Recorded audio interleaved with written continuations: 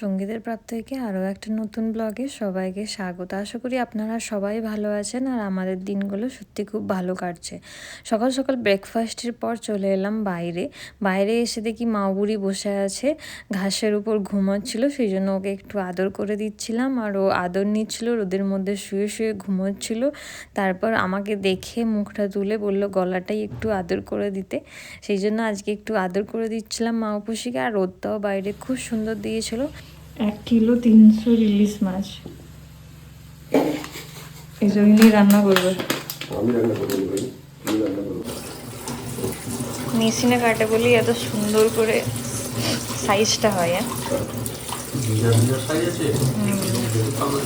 1 kilo 300 মানে ভীষণ। তারপরে এই পিসগুলো কত মোটা মোটা দিয়েছে, এটা 2টো করে কাটা যেত। এটা হচ্ছে মাছের তেল, ওটাকে পরে দিতে হবে।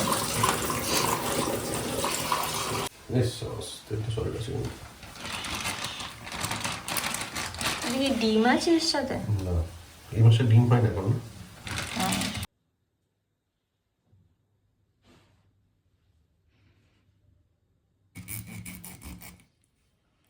আমাদের দুপুরের লাঞ্চে আছে বেতো শাকের পোস্ত হবে।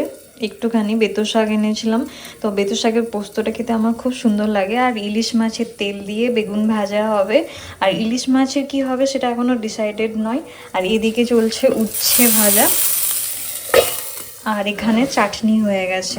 চাটনিটা আগেই করে নিয়েছি, তারপর বাকি সব জিনিসগুলো করছি। আর ইলিশ মাছটা সত্যি অফ সিজনে খাওয়ার একটা আলাদাই মজা।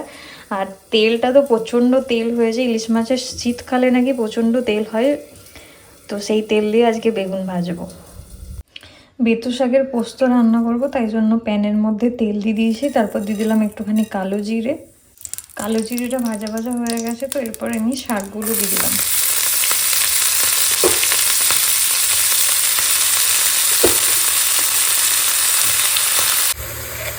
শাকটা দিয়ে দেওয়ার পর এর মধ্যে দিয়ে দিচ্ছি একটু লবণ।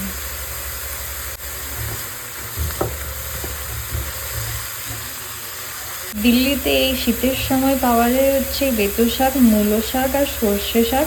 মূলো শাকটা না এবারে খাওয়া হয়নি। আর পালং শাক তো সবসময় পাওয়া যায় পালক পনির বানানোর জন্য বা ঘন্ট কিছু বানানোর জন্য, তাই সেটা সবসময় খেতে ভালো লাগে না। তাই এবার বেতো শাকটাই বেশি খাওয়া হয়েছে। মূলো শাকটাও সেভাবে পাওয়া যায়নি, মূলো শাকটা খাওয়া হয় না। আর সর্ষে শাকটা না একটু তেঁতো তেঁতো লাগে। মেথি শাকও পাওয়া যায়, আর মেথি শাকটা আমার পছন্দ না, সেই জন্য খাওয়া হয় না।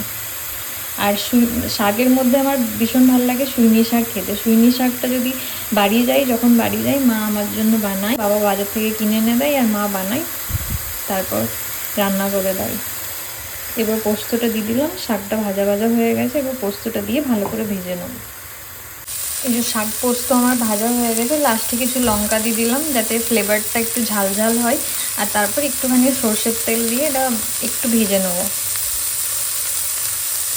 হালকা করে একটুখানি সর্ষের তেল দিয়েছি, দিয়ে এটাকে ভালো করে ভেজে নেব। এবার চলুন আপনাদের সাথে শেয়ার করি ইলিশের তেল দিয়ে বেগুন ভাজার রেসিপিটা।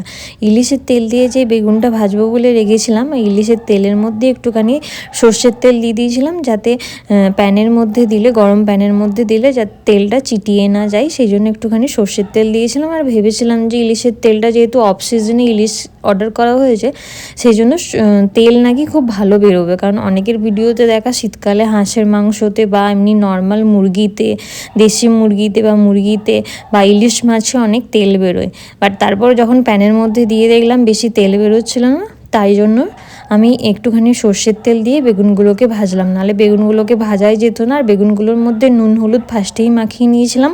আর যখন মাছের তেলটা ভাজছিলাম তখন মাছের তেলের মতন করে একটুখানি লবণ দিয়ে দিয়েছিলাম।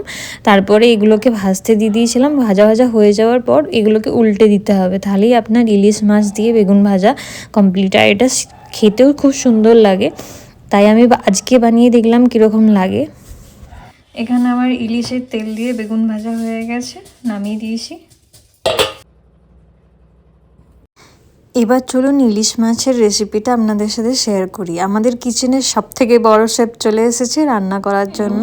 ইলিশ মাছটা উনিই রান্না করবেন। আর ইলিশ মাছের মধ্যে ফার্স্টে একটুখানি হলুদ লবণ মাখিয়ে নিলাম। আর যেহেতু অনেকগুলো ইলিশ ছিল সেই জন্য রেখে দেওয়া হয়েছিল, কারণ এতগুলো ইলিশ তো খাওয়া যাবে না, তাই কিছু পিসেস রেখে দেওয়া হয়েছে আর কিছু পিসেস আজকে রান্না হবে। তাই সেই জন্য এখানে হলুদ নুন ভালো করে মাখিয়ে নেওয়া চলছিল। আর আজকে কিভাবে রেসিপিটা বানাই সেটা তোমাদের সাথে শেয়ার করছি। চলো, আজকে ইলিশ ভাপা হবে, কারণ ইলিশটা ভাপা বা ইলিশের তেল বেগুন এগুলো খেতেই ভালো লাগে, সেই জন্য আজকে ইলিশ ভাপাই হবে। বড় রাঁধুনি।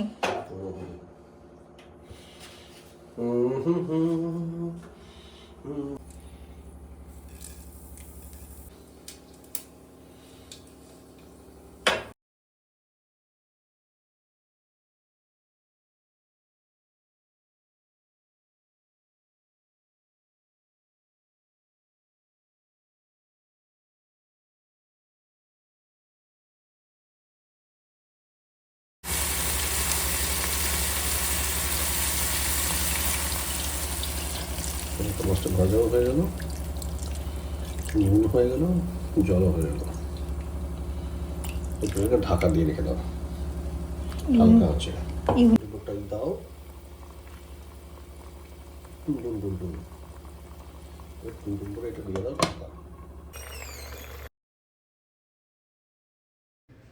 রান্না সেরে নেওয়ার পর চলে এলাম পুজোর এখানে, ভগবানকে পুজো করে নিতে। তাই এখানে আমার গপুকে স্নান করিয়ে একটু পুজো করে নিলাম। কত কিছু আছে, ভাত, শাক ভাজা, উচ্ছে ভাজা, চাটনি, এটা বেগুন ভাজা, আর এটা হয়ে গেছে যে মাছের ভাপা। ভাত ফার্স্টে মাছের তেল দিয়ে বেগুন ভাজাটা দিয়ে ভাতটা খেতে হবে। তিতো লাগছে না তো?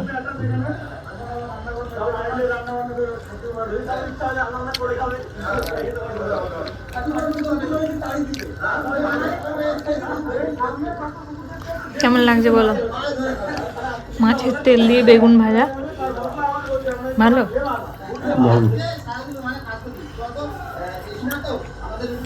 শেষ করবি। প্রথমে ভাতটা মাছের তেল দিয়ে বেগুন ভাজা দিয়ে খেলাম, এরপর ইলিশ ভাপা দিয়ে। সেন্টটা এত সুন্দর বেরিয়েছে। আর এরকম অফ সিজনে ইলিশ কোনোদিনও খাওয়া হয়নি, প্রথমবার খাওয়া চলছে। সাইজটাও এত সুন্দর, পিসেসগুলো এত সুন্দর করে কেটে দিয়েছে। চলো খেয়ে দেখি। বয়েলও খুব সুন্দর হয়ে গেছে।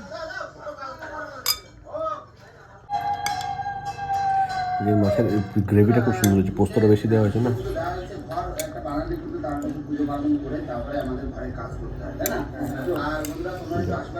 তুমি নেবে? আমি একটু পরে নিচ্ছি, তুমি রাখো। আমার দুটো যা দেওয়া নিয়ে নিয়েছি, ভেরি গুড। খেয়ে দেখো নিজের হাতের বানানো ইলিশ ভাপা। অবশ্যই নিজের হাতে বানানো ভালোই লাগে। ভালো, ইলিশের গন্ধেই মমা করছে। হ্যাঁ, লঙ্কাগুলো দেওয়ার জন্য যা সুন্দর হয়েছে টেস্টটা। তারপর শীতকালে ইলিশ। হ্যাঁ, দারুণ খেতে। তুই যে মাছ দেওয়া হলো তুই খেলিনি কেন রে? কি রে মাও, তুই যে মাছ দেওয়া হলো তুই খেলিনি? দেখছিস কি কুটুর কুটুর? হ্যাঁ,